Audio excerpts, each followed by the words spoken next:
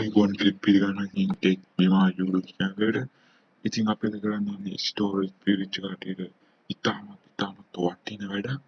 SD card එකකට app එක download කරන්න තමයි අපි කරන්න යන්නේ. අනිවාර්යයෙන්ම chip එක format වෙනවා මේ වැඩි කරද්දී ඒකින්ද chip එකේ තියෙන දේවල් ඔක්කොම උඩට වෙන ඒකට copy කරලා තියාගන්න ඕන. එහෙනම් subscribe කරලා නැති කට්ටිය දැන්ම වීඩියෝ පහලින් තියෙන රත් පාට subscribe button එක press කරලා මතුන් bell icon එකේ all එකක් දාලා වීඩියෝ එකට set වෙන්න.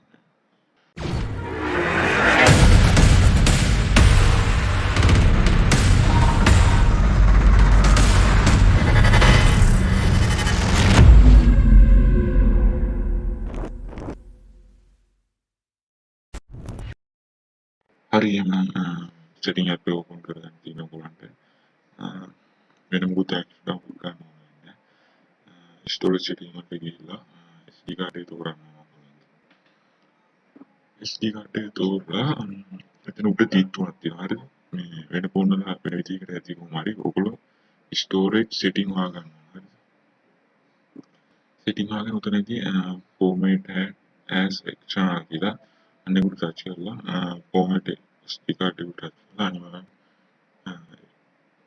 මේක format වෙනවා. හරිද? chip එක දැන් ඔක ඇවිල්ලා ස්ටෝරේජ් එක අපේ ෆෝන් එකේ ස්ටෝරේජ් එක ඔක වදිනවා. එතකොට දැන් 16 ෆෝන් එක 16 GB ස්ටෝරේජ් එක නම් අරක 16 GB නම් අනිවාර්යයෙන්ම 32ක් විතර වෙනවා.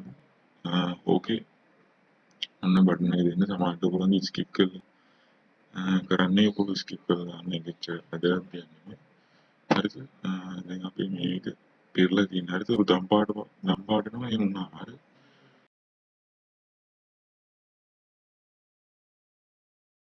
හරිද? උතනින් බෑක් වුණාට පස්සේ ඔයගොල්ලන්ට කරන්නේ GB 17යි ගානක් වෙයි තියෙනවා. හරිද? වීඩියෝ එක ඉවර නැහැ තාම.